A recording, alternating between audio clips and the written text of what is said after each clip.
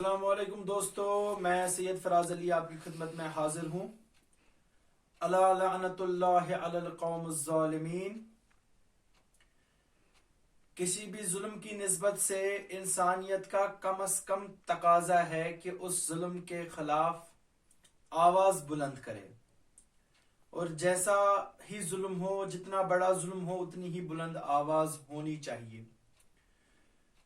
دنیا میں مختلف ممالک میں مسلمانوں پہ ظلم ہو رہا ہے، چاہے وہ فلسطین ہو، چاہے وہ یمن ہو، چاہے وہ کشمیر ہو، چاہے وہ بحرین ہو، چاہے وہ غزہ ہو، یا چاہے وہ چین ہو۔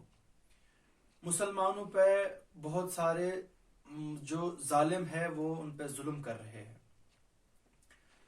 اب قرآن کی نظر سے اور احادیث کی نظر سے ظلم کیا ہے، ظلم کی کیا سزا ہے، اور ظلم کے خلاف آواز اٹھانا کیا ہے۔ ظلم کی تین قسمیں ہیں جو فرماتے ہیں محمد رسول اللہ صلی اللہ علیہ وآلہ وسلم۔ سورہ نساء جو آیت آئی ہے، اس میں سورہ نساء جو ہے سورہ 4 آیت نمبر 48 میں ارشاد فرماتے ہیں اس آیت میں کہ جس نے کسی کو خدا کا شریک بنایا تو اس نے بڑے گناہ کا طوفان باندھا۔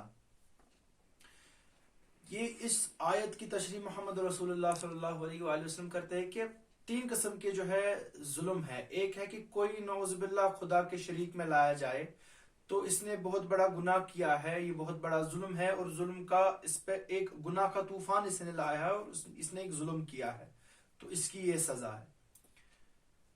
دوسرا ظلم ہے کہ جب انسان اپنے آپ کے ساتھ ظلم کرتا ہے، اپنے نفس کے ساتھ ظلم کرتا ہے۔ اور تیسرا ظلم یہ ہے کہ جب انسان کسی بے گناہ پہ ظلم کرتا ہے۔ یہ تین قسمیں ہیں ظلم کی، اور چونکہ مختلف ممالک میں ظلم ہو رہا ہے، اور ظالم دو طریقوں کے ہیں۔ ایک وہ ظالم ہے جو مسلمان نہیں ہے، جسے ہم کافر کہتے ہیں، اور ایک ظالم وہ ہے جو مسلمان کے بیس میں چھپا ہوا ہے، مسلمانوں کے بیچ آیا ہوا ہے، مسلمان کا لباس اوڑے ہوئے ہے، اور مسلمان پہ ظلم کر رہا ہے۔ یہ دو قسم کے ظالم ہیں۔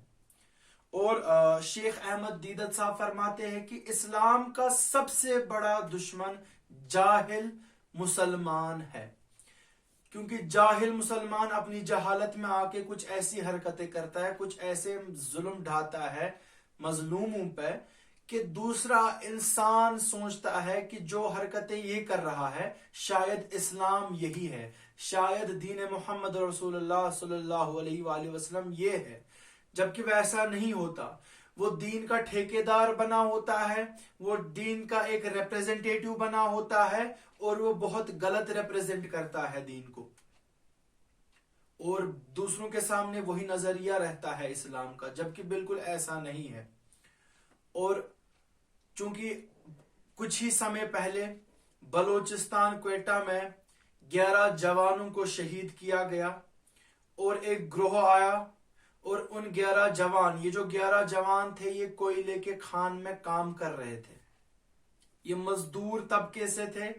یہ 11 جوانوں کو اغوا کیا، اغوا کرنے کے بعد انہیں لیا گیا، اور جہاں انہیں لیا وہاں انہیں قتل کیا گیا، اور 11 میں سے 4 کے سر جدا کیے گئے۔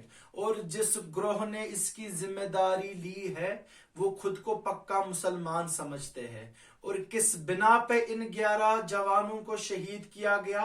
اس بنا پہ کہ 2 فرقے ہیں اسلام میں، جو 2 بڑے فرقے ہیں، ایک ہے اہل سنت اور ایک ہے اہل تشیع، اور وہ 11 لڑکے جو 11 جوان شہید ہوئے وہ اہل تشیع گروہ سے تھے۔ کیا ان کا خطا یہ تھا کہ وہ اہل تشیع گروہ سے ہے؟ کیا یہ حرکت اسلام ہمیں سکھاتا ہے جو اس گروہ نے اس طبقے کے ساتھ کی ہے؟ اگر ایسا ہے، اگر وہ خود کو مسلمان کہتے ہیں، تو میں چاہتا ہوں کہ وہ قرآن کھولے اور پڑھے کہ قرآن میں سورہ حجورات جو سورہ نمبر 49 ہے، آیت نمبر 9 میں اللہ تعالیٰ ارشاد فرماتے ہیں کیا؟ اگر مومنین میں سے دو فرقے آپس میں لڑ پڑے تو ان دونوں میں صلاح کر دو. یہ حکم ہے ہم پہ، اللہ تعالیٰ کا حکم ہے کیا؟ اگر مومنین میں سے دو فرقے آپس میں لڑ پڑے تو ان میں صلاح کر دو. پھر اگر ان میں سے ایک فرقہ دوسرے پر زیادتی کرے تو جو فرقہ زیادتی کر رہا ہے تم بھی اس سے لڑو یہاں تک کہ وہ خدا کی حکم کی طرف رجوع کرے. تو جو فرقہ ظلم کر رہا ہے، انسان اور ہر مسلمان پہ حکم ہے کہ اس ظالم کی اور آپ اس کے ساتھ جنگ کرے یہاں تک کہ وہ اللہ کی راہ تک رجوع ہو جائے. اور یہ حرکت کر کے تو وہ قرآن کے خلاف جا رہے ہیں اور خود ہی خود کو پکا مسلمان کہتے ہیں اور خود ہی دوسرے کا دین بتاتے ہیں کہ کیا ہے. دوسرے پہ دبا لگاتے ہیں کہ نہیں، جو میری نظر میں اس کا دین ہے وہ اس کا دین ہے. کبھی جا کے اس سے نہیں پوچھتے کہ تمہارے نظریے میں تمہارا دین کیا ہے. مزدور طبقے کو اٹھا کے اس پہ ظلم کرنا کوئی اسلام کا حکم نہیں، کوئی اسلام کے شرعی حکومات میں سے نہیں. اسلام کی کسی دائرے میں ایسا نہیں لکھا کہ جب کوئی مانے نہ آپ کی بات تو اس پہ ظلم کرے.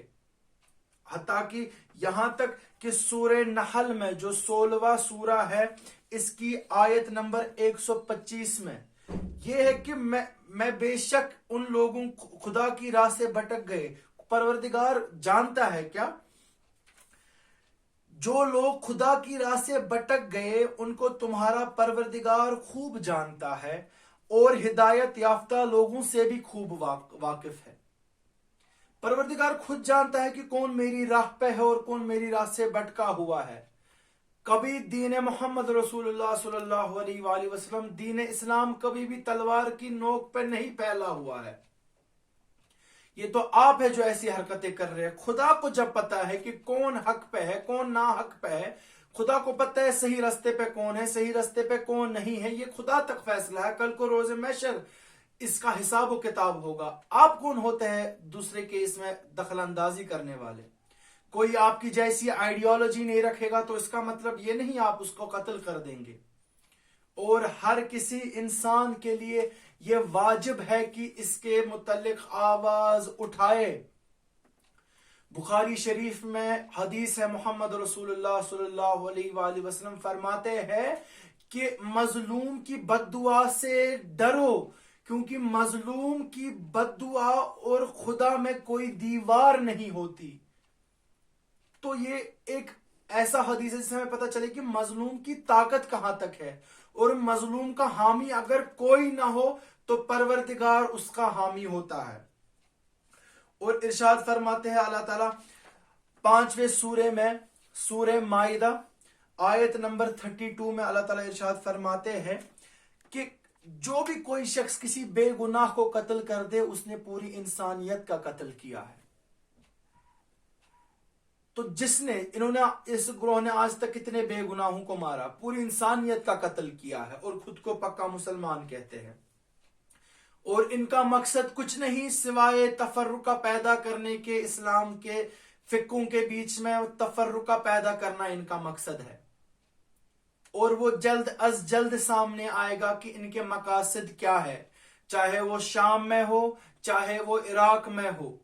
وہ ان کے مقاصد سامنے آئیں گے کہ بس ان کا مقصد یہ ہے کہ شیعہ اور سنی کے بیچ میں تفرقہ پیدا ہو. لیکن آیت اللہ سیستانی فرماتے ہیں کہ سنی ہمارے بھائی نہیں بلکہ ہمارے نفس ہے. ہمارا خدا ایک ہے، ہمارا کلمہ ایک ہے، ہمارا پیغمبر صلی اللہ علیہ وآلہ وسلم ایک ہے، ہمارا قبلہ ایک ہے، ہماری کتاب قرآن شریف ایک ہے. ہمارے بیچ میں تفرقہ کوئی پیدا نہیں کر سکتا. اور حدیث ہے علی مرتضیٰ علیہ السلام کی کہ خدا سے ڈرو اور جہنم کا ایندھن بننے سے بچو، اور جو تمہارا ہم عقیدہ ہے اس پہ ظلم نہ کرو. اور سلام ہو میرا ان ماؤں پہ، سلام ہو ان بہنوں پہ جو ابھی پرامن احتجاج کر رہی ہے بلوچستان میں، جو ابھی پرامن احتجاج کر رہی ہے. یہ حدیث نظر رکھے علی ابن ابی طالب علیہ السلام کا. اور ہمیں بھی چاہیے کہ اپنی آواز بلند کرے، کیونکہ جب ہم اپنے ہی مسلک میں، اپنے ہی فرقے میں، جو ہمارے بیچ ظالم چھپا ہوا ہے ہمارے بیس میں، جب ہم اس سے ہی نہیں خود کو بچا سکتے تو ہم جو غیر مسلم، جو کافر ہم پہ ظلم ڈال رہے ہیں، ہم ان سے بھی نجات نہیں پا سکتے۔ کہا جاتا ہے کہ پہلے گندگی اپنے آس پاس سے صاف کرو، پھر باقی جگہوں پہ جایا کرے۔ اور ویسے ہی ہمیں چاہیے کہ پہلے اپنے مسلک میں جو یہ جڑیں پھنسی ہوئی ہے، یہ جڑیں ہر جگہ ہے جو تفرقہ پیدا کرتی ہے، ظلم کرتی ہے، ہمیں چاہیے کہ پہلے ان جڑوں کو اکھاڑے، اس کے بعد جا کے جو دوسرے جو غیر مسلمان ہیں، مسلمانوں پہ ظلم کر رہے ہیں، ان کے خلاف اپنی آواز بلند کرے۔ اور آواز بلند کرنے کے لیے چاہیے کہ انسان میں ضمیر زندہ ہونا چاہیے، اور ضمیر زندہ رکھتی ہے حسینیت، ضمیر زندہ رکھتی ہے کربلا، ضمیر زندہ رکھتا ہے عاشورہ۔ ہر محرم یہ ایک نصیحت ہوتی ہے کہ اپنا ضمیر زندہ کرو۔ اور حدیث ہے امام حسین علیہ السلام کا کہ اگر آپ ظلم ہوتا دیکھ رہے ہیں اور اس کے بعد خاموش رہ رہے ہیں، آپ برابر اس ظالم کے ظلم میں شریک دار ہے۔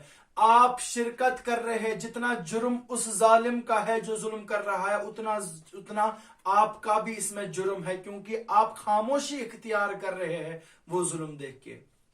اپنی آواز کو بلند کیجئے۔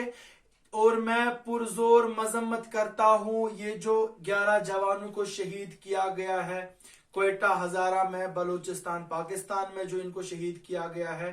اور اللہ تعالیٰ سے دعا ہے کہ پروردگار ان شہیدوں کے گھر والوں کو، ان کی ماؤں بہنوں کو صبر جمیل عطا فرما، اور ہم سب کو توفیق عطا دے کہ ظلم کے خلاف اپنی آواز بلند کرے۔